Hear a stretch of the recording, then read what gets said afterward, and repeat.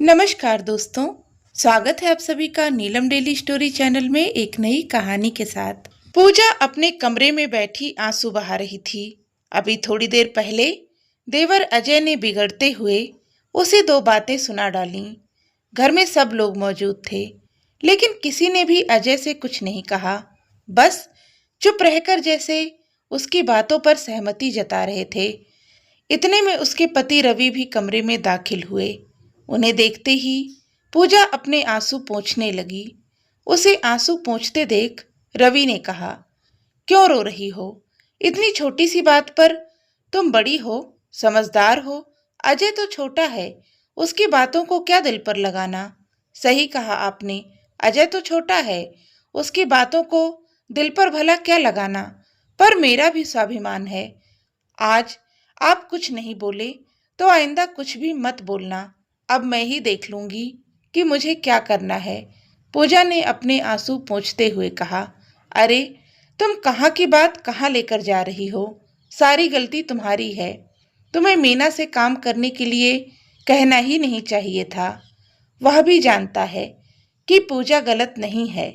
हर बार उसके समझाने पर पूजा समझ तो जाती है, पर आज शायद बात दिल को चुभी है। और आखिर कब तक वह पूजा को गलत साबित करता रहेगा? पूजा जब शादी होकर घर में आई थी, तब अजय अपने स्कूल के आखिरी साल में था। माँ ने पूजा के आने के बाद उस पर सारी जिम्मेदारी छोड़कर घर के कामों से पूरी तरह से संन्यास ले लिया। अब घर की सारी जिम्मेदारी पूजा पर थी, पर उसने कभी भी अपनी जिम्मेदारी से मुंह नहीं मोड़ा। सुबह 5 बजे शुरू होती थी तो रात के 11 बजे तक कामों में ही लगी रहती थी। घर की साफ सफाई, तीनों टाइम का खाना, सब पूजा के जिम्मे था। यहाँ तक कि सभी के कपड़े मशीन में न धोकर वह खुद धोती थी, क्योंकि माँ को मशीन में धुले कपड़े पसंद ही नहीं आते थे। माँ कभी घर में नौकर तक नहीं लगाने देती थी। 2 साल बाद वह एक बेटी की माँ भी बन गई। उसकी जिम्मेदारियां बढ़ गईं, पर फिर भी वह चुपचाप काम करती रही। कभी परेशान होती भी तो रवि उसे समझाकर चुप करा देता था। लेकिन अभी 1 साल पहले अजय की शादी हुई। उसके बाद समस्याएं आनी शुरू हुईं। अजय की पत्नी कामचोर थी। उससे घर के काम नहीं होते थे। शुरुआत के 1 सवा महीने तो रीति रिवाज के चक्कर में निकल गए, लेकिन पूजा को उस समय हैरानी हुई जब सासू माँ ने मीना को अभी तक घर के कामों में नहीं लगाया। पूजा ने कहा तो वो कहने लगी, अरे तुझे क्या परेशानी हो रही है? अभी तो नई नई शादी हुई है, धीरे धीरे करके काम भी करने लग जाएगी।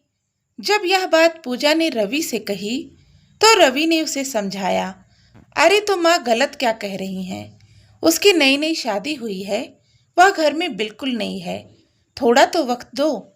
मैं भी तो घर में नई थी, पर मुझे तो दूसरे दिन ही काम पर लगा दिया था। अरे तुम्हारे समय में और अभी के समय में परिस्थितियां बदल गई हैं ना। समझो तुम भी। तुम बड़ी हो, समझदार हो।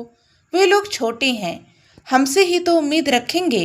रवि ने यह कहकर पूजा का मुंह बंद करवा दिया। पर दिन से महीने बदलने लगे। छोटी की तरफ से पूजा को कोई मदद नहीं मिल रही थी। एक बार सासू माँ ने अजय को अपने कपड़े खुद धोते देखा तो भी देवरानी से कुछ नहीं कहा, बल्कि अजय से ही बोली, बेटा वॉशिंग मशीन खोल लो। अब तो घर में वॉशिंग मशीन भी खुल गई। जब पूजा ने कहा तो सासू माँ बोली, अरे समय के साथ सब बदलाव होता है। तुझे मशीन में कपड़े धोना है तो तू भी धो लिया कर। यहाँ तक कि जब अजय और उसकी पत्नी कहीं घूमने जाते तो पूजा उन दोनों का खाना तक बनाकर रखती। लेकिन एक बार जब पूजा घूमने गई तो देवरानी ने खुद के पति का खाना बना लिया। यहाँ तक कि माँ को भी परोस दिया, पर रवि और पूजा का खाना नहीं बनाया। पूजा जब इस बारे में रवि से बोली तो रवि ने कहा, कोई बात नहीं।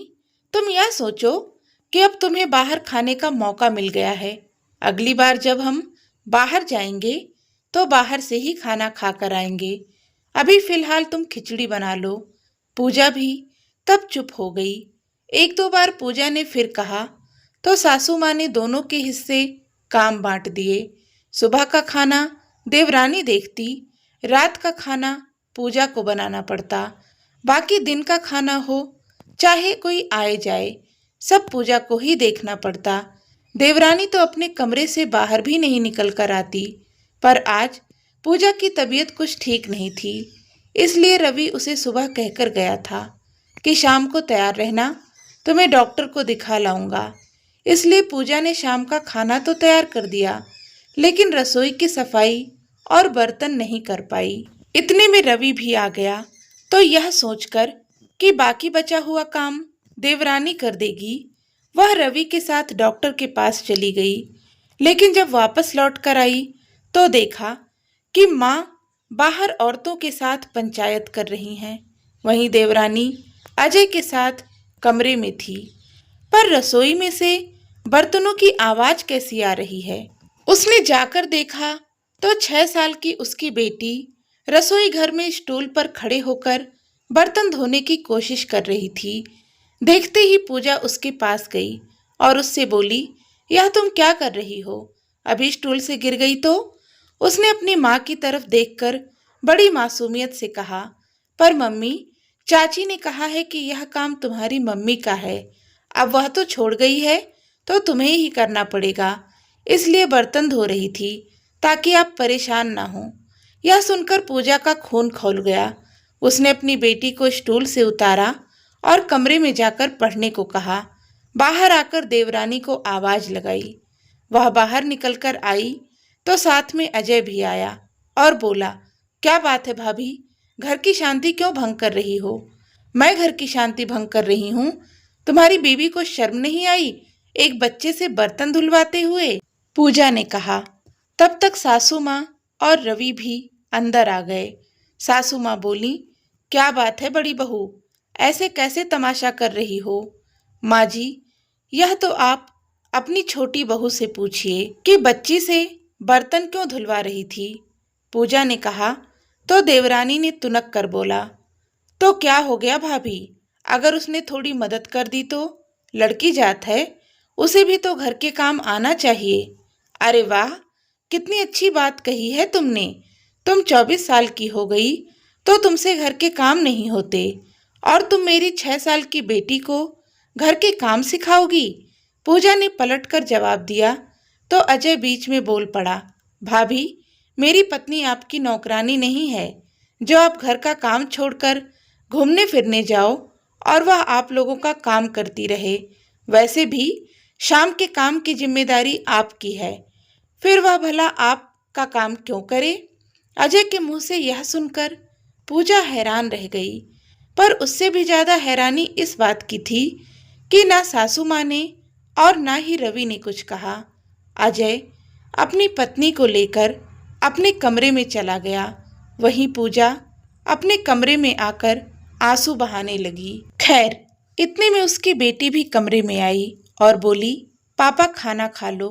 उसकी बात सुनकर रवि मुस्कुराया और फिर उसका हाथ पकड़कर बाहर आ गया। पूजा ने सबके लिए खाना परोसा, पर इतने में देवरानी बाहर निकल कर आई और अपनी और अपने पति अजय की थाली लेकर अपने कमरे में चली गई। पूजा रवि की तरफ इस तरह देख रही थी जैसे कह रही हो कि अभी कुछ बोलोगे या हमेशा की तरह मुझे ही समझाओगे, पर रवि मौन रहा। दूसरे दिन पूजा ने सुबह चाय बनाई। सास को चाय पकड़ाकर अपनी और रवि की चाय लेकर कमरे में चली गई।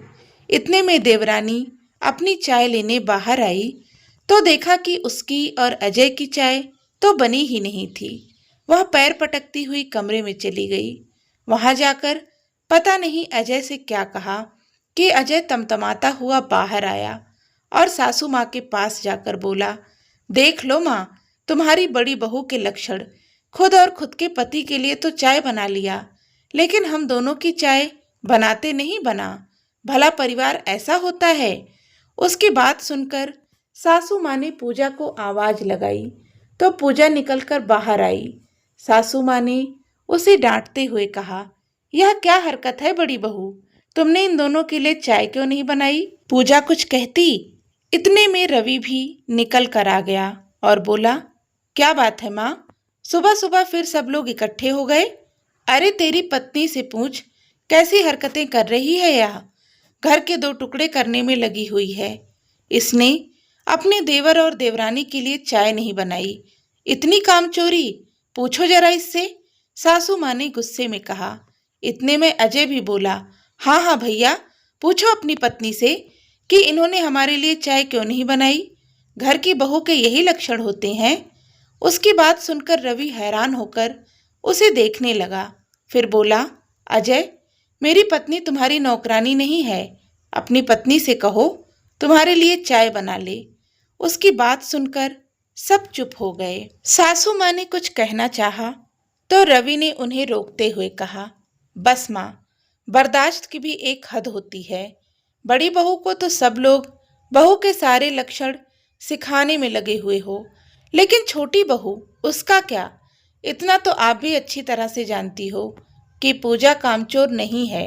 माँ, यही समय है, अब अलग कर दो, इससे पहले कि रिश्ते और ज्यादा उलझ जाएं। आखिर रवि का स्पष्ट रूप देखकर किसी से कुछ कहते नहीं बना। पूजा की आंखों में आंसू थे कि आज उसके पति ने उसका साथ दिया। आखिरकार सासू माँ को दोनों भाइयों की गृहस्थी को अलग अलग करना पड़ा। घर के दो पोर्शन थे, नीचे वाला पोर्शन रवि और पूजा को दिया गया, जबकि ऊपर वाले पोर्शन में अजय और उसकी पत्नी साथ रहने लगे। सासू माँ रवि और पूजा के साथ रहीं, क्योंकि उन्हें अच्छे से पता है कि छोटी बहू उनकी सेवा करने से रही। तो दोस्तों, आज की इस कहानी के विषय में आपके क्या विचार हैं, हमें कमेंट करके ज़रूर बताएं। कहानी पसंद आई हो तो इसे लाइक करें, शेयर करें, हाइप करें और चैनल को भी सब्सक्राइब कर लें। धन्यवाद।